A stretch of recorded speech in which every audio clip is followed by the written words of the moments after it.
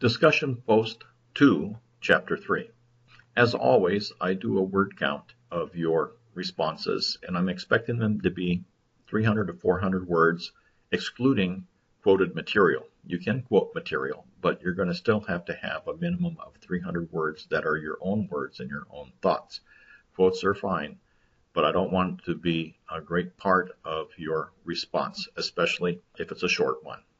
The mistakes that have been made more recently and most commonly are with either not understanding the prompt and not writing to the prompt. If you're having trouble with your responses, if they're not complete enough, it's probably because you have not read the chapter thoroughly, understood the chapter.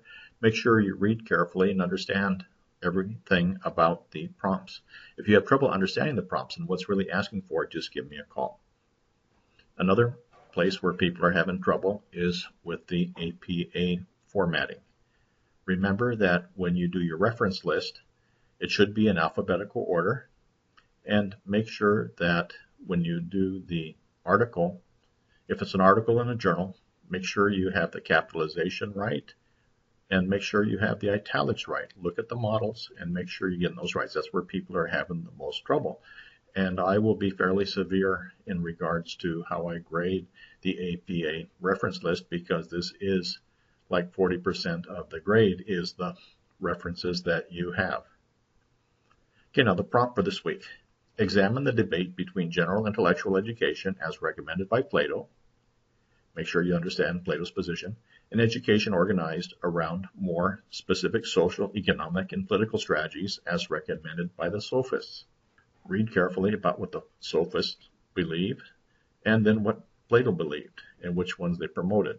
Which side you support and why. You can go with Plato, or you can go with the sophists. Think of what you're teaching in school. Think of what you studied as an undergraduate or in high school. Whose method of education seems to be closest to what you had?